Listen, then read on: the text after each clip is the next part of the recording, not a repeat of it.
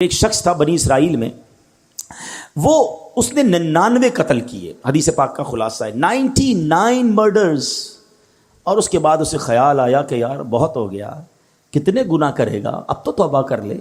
وہ ایک راہب کے پاس گیا، سو کالڈ ہیں مولوی صاحب، اس زمانے کے بھی سو کالڈ ہوں گے، علم تھا نہیں، لکس لائک، بے شک ہم بھی آج کل ہر داڑھی والے کو عالم دین سمجھ لیتے ہیں، بلکہ اب تو بغیر داڑھی والے کو بھی عالم دین کہنا لوگوں نے شروع کر دیا۔ یہ عجب فنومنا چلا ہے کہ جس کی مرضی وہ اسلام کی انٹرپریٹیشن کر رہا ہے اور لوگ اسے سنی جا رہے ہیں۔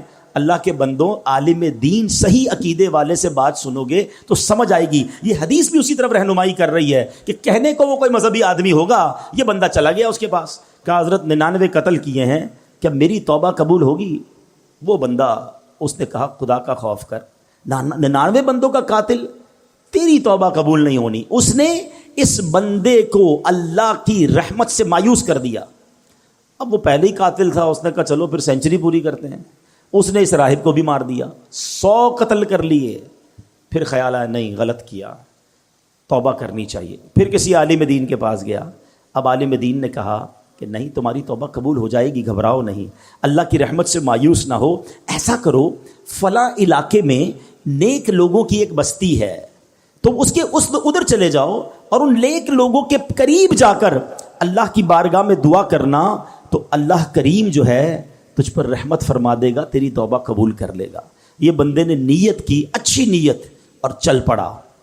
اللہ کی شان دیکھو، راستے میں اس کا انتقال ہو گیا، عذاب کے فرشتے آ گئے، ہم لے جائیں گے، 100 بندوں کا قاتل ہے، رحمت کے فرشتے آ گئے، ہم لے جائیں گے، توبہ کی نیت کر لی تھی، چل پڑا تھا، اللہ سے دوستی کا ارادہ کر لیا تھا، یہ چل پڑا ہے۔ اب دونوں قسم کے فرشتوں میں ایک طرح سے بحث شروع ہو گئی۔ عذاب کے فرشتے کہتے ہم لے جائیں گے، توبہ کی تھوڑی تھی، گھر سے نکلا ہی تھا، ارے 100 تو قتل کر دیے ہیں۔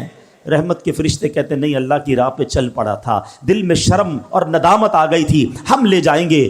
اب اللہ کی طرف سے ارشاد ہوتا ہے ایسا کرو، زمین کیلکولیٹ کرو، زمین کو ناپا جائے، اگر یہ بندہ اپنے گھر کے قریب ہے تو عذاب کے فرشتے لے جائیں، اگر یہ بندہ نیک لوگوں کی بستی کے قریب ہے تو رحمت کے فرشتے لے جائیں۔ اللہ اکبر، میں حدیث کے الفاظ سنا رہا ہوں۔ اب جب ناپی گئی تو وہ بندہ نیک لوگوں کی بستی کے قریب نکلا۔ علماء کہتے ہیں یہ جو پلان تھا نا، اللہ کی قدرت کا پلان تھا، ایکچولی وہ دور تھا نیک لوگوں کی بستی کے، مگر رب کا حکم تھا کہ یہ بخشا جائے، اس کی منشا یہ تھی یہ بخشا جائے۔ وہ نیک لوگوں کی بستی اور اس کی لاش کے درمیان جو پلاٹ آف دا لینڈ تھی وہ سکویز ہوئی، وہ کم ہوئی اللہ کے حکم سے، اور جب ناپا گیا تو چند فٹ کے فاصلے سے وہ نیک لوگوں کی بستی کے قریب تھا، اسے رحمت کے فرشتے لے گئے، گویا اس کی بخشش ہو گئی۔ یہ ایک روایت بیان کرنے کے بعد میرے پیارے اسلامی بھائیوں کیا پتہ چل رہا ہے؟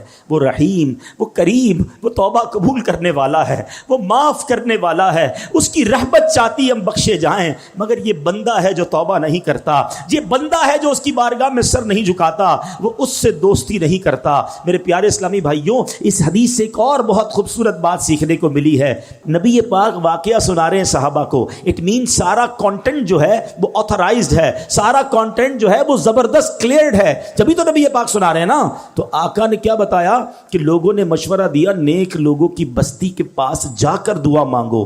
اٹ مینز کہ اگر آج بھی کوئی اللہ والوں کے پاس اگر حیات ہیں تو ان کی صحبت میں جا کر دعا مانگے، اور اگر دنیا سے چلے گئے ہیں اور ان کے مزار کے پاس جا کر اللہ سے دعا مانگے کہ اللہ ان کے صدقے، نیک لوگوں کے صدقے، مبارک جگہ کے صدقے میری توبہ قبول فرما لے۔ تو جہاں رحمتیں برس رہی ہو ادھر جا کر دعا کرنا، ادھر جا کر اللہ سے مانگنا، یہ اس حدیث سے ثابت ہے۔ تو پتہ یہ چلا اللہ والوں کے جہاں قدم لگیں، اللہ والے جہاں عبادت کریں، اللہ والے جہاں موجود ہوں، اگر وہاں جا کر دعائیں مانگی جائیں، اللہ مجھے اور آپ کو بار بار مکے مدینے کی حاضری عطا فرمائے، مقدس مقامات کی حاضری عطا فرمائے۔ وہاں کا سفر کر کے رب سے جب وہاں جا کے بندہ مانگتا ہے تو بگڑی بن جایا کرتی ہے۔